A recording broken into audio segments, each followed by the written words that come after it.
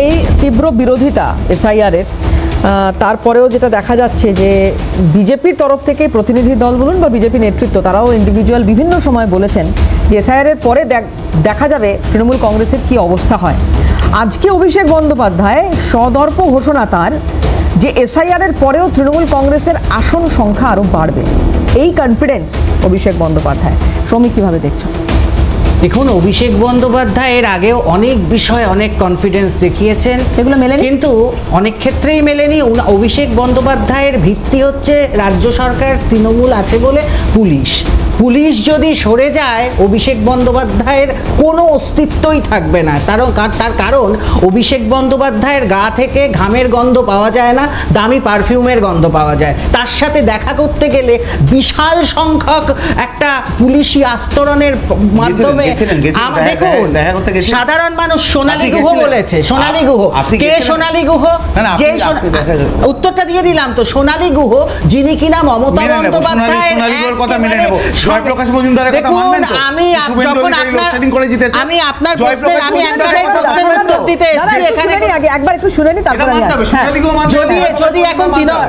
সৌমিকটা আমার নাম, আমার মনে হয় প্রশ্নটা আপনি আমাকে করেছেন, তো এখন তাহলে আপনি উত্তর দিন, আপনি উত্তর দিয়ে দিন। আসলে সোনার ধৈর্য, আমি শোটা আমার রাস্তায় এত তৃণমূলের উন্নয়নের জন্য আজকে পুলিশরা এমন রাস্তার অবস্থা করে রেখেছে গাড়ি নড়তে পারছে না, তাই জন্য আসতে একটু দেরি হচ্ছিল।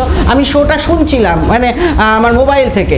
প্রথম থেকেই একটা জিনিস যে পার্লামেন্টে কেন কে কথা বলতে পারবে কি পারবে না এই নিয়ে শুরু হয়েছিল, তার একটা নিদর্শন আমরা এই স্টুডিওর মধ্যে দেখলাম। যাই হোক, তো দেখুন, সোনালী গুহকে এক সময় দেখা গেছে মমতা বন্দ্যোপাধ্যায়ের ছায়া সঙ্গী। সে বলছে অভিষেকের ফোন নম্বর নেই, তার সাথে দেখা করতে পারি না, তার সাথে দেখা করতে গেলে এমন পুলিশি আস্তরণ, এতটা সময় আগে থাকতে অ্যাপয়েন্টমেন্টের নিয়ে তারপরেও তার দেখা পাওয়া যায় না। এই রকম একটা মানুষের, সাধারণ মানুষের সাথে তো কোনো কানেকশন নেই। সাধারণ মানুষের সাথে যাদের কানেকশন থাকে না তারা এখন অনেক কথাই বলে। শ্রমিক যে ক্যাম্পে দাঁড়িয়ে অভিষেক বন্দ্যোপাধ্যায় বক্তব্যটা রাখছেন, সেবাশ্রয় 2 মানে একটা হয়ে গিয়েছে সাকসেসফুলি 2, এটা তো সাধারণ মানুষের জন্যই করা। উনি সেখানে দাঁড়িয়ে রয়েছেন দলনেতা হিসেবে। দেখুন, অভিষেক বন্দ্যোপাধ্যায় যেরকম নিজের কোনো আলো নেই, তার নিজের কোনো প্রকাশ নেই। মমতা বন্দ্যোপাধ্যায়ের আলোতে অভিষেক বন্দ্যোপাধ্যায় আলোকিত। তো সুতরাং অভিষেক বন্দ্যোপাধ্যায় কি বললো না বললো সেটা বড় কথা। যদি সেটা হয়েও থাকে শ্রমিক, তাহলে তো আমার মনে হয় অভিষেক বন্দ্যোপাধ্যায় গর্ববোধ করবে। আমার তো এটা তো অভিষেক বন্দ্যোপাধ্যায় গর্ববোধ করা উচিত আছে। তাহলে এত ভয় কেন? যা বলবেন তাহলে এত ভয় কেন? আমি তো অভিষেক বন্দ্যোপাধ্যায়কে আপনাদের এই চ্যানেলের মাধ্যমে একটা প্রশ্ন করতে চাই বা একটা কথা বলতে চাই। আচ্ছা, এত কথা না বলে আমরা খুঁজছি, একটু সাহায্য করুন না। সেই কাগজটা, যেই তালিকাটা মমতা বন্দ্যোপাধ্যায় স্পিকারের মুখের উপরে ছুড়ে দিয়ে বলেছিলেন এই যে তালিকা এনেছি এই সমস্ত অনুপ্রবেশকারীদের জন্য পশ্চিমবঙ্গে আমরা না ওটা নির্বাচন কমিশনে থাকার কথা নয়, ওটা থাকার আমি বলছি না আপনার, তাহলে আমি একবারকে বলবো, আমার প্রথমত আমি অনেক সময় কম পেয়েছি, আমি যখন বলবো তখন এইটুকু সৌজন্যতা রাখবেন। ওটা তাহলে কোথায় আছে ওই কাগজটা? কোথায় আছে? এক্স্যাক্টলি, ওই কাগজটা তৃণমূলের তো এত বড় বড় আধুনিক সব বিল্ডিং রয়েছে, এত কিছু রয়েছে, ওরা একবার তালিকাটা প্রকাশ করুক না, আমরা দেখি না, আমরাও তো জানতে চাই। ওটা তো আপনাদেরও দরকার পরবর্তী নির্বাচন কমিশনের কাছে আছে কাগজটা। এই কাগজের কোনো স্ট্রেস পাওয়া উনি জানেন না, তাই জন্য বলছেন এই কাগজের কোনো স্ট্রেস পাওয়া যাচ্ছে না। এখন তো ওরা বলছে কোনো অনুপ্রবেশকারী নেই, সমস্ত ঝামেলা মিটে গেছে। আপনারা না এটা তো বলছে কারা? বলছে হচ্ছে আপনারা বলছেন, আপনাদের নেত্রী বলছেন, আপনাদের নেত্রী বলছেন কোনো অনুপ্রবেশকারী কেউ নেই।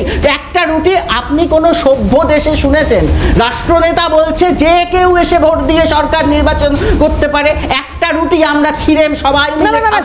আমাদের একটু আটকাই। অভিষেক বন্দ্যোপাধ্যায় আরেকটা প্রতিক্রিয়া তাহলে এখানে একটু শোনাতে হবে। অভিষেক বন্দ্যোপাধ্যায় বলছেন যদি বৈধ না হন এই ভোটাররা, যাদের ভোটে নির্বাচিত হয়েছে সরকার, যাদের ভোটে জনপ্রতিনিধিরা নির্বাচিত হয়েছেন, তাহলে যদি সেই ভোটাররা অবৈধ হন তাহলে দেশটাও চলছে অবৈধ জনপ্রতিনিধিদের দ্বারা। অভিষেক বন্দ্যোপাধ্যায়ের বক্তব্য শুনে আমি আসছি তারপরে শ্রমিকের কাছে। হ্যাঁ, অভিষেক বন্দ্যোপাধ্যায় দেখুন কি বলেছেন। और जो गवर्नमेंट में है वो भी एमपी बना है। अगर मैं इस इलेक्टोरल रोल के आधार पर चुना गया हूं, जो देश का गृह मंत्री है या प्रधानमंत्री है या डिफेंस मिनिस्टर है या जो भी मंत्री है, हेल्थ मिनिस्टर, वो भी इसी आधार पर चुने गए हैं। आप कह रहे हो वोटर गलत है, हम सही है। भाई जो आपको चुने वो अगर इलीगल हुआ तो आप भी तो इलीगल हुए। आप इलीगल वोटर लिस्ट के ऊपर तो चुन के आए हो, आप ही के भाषा में।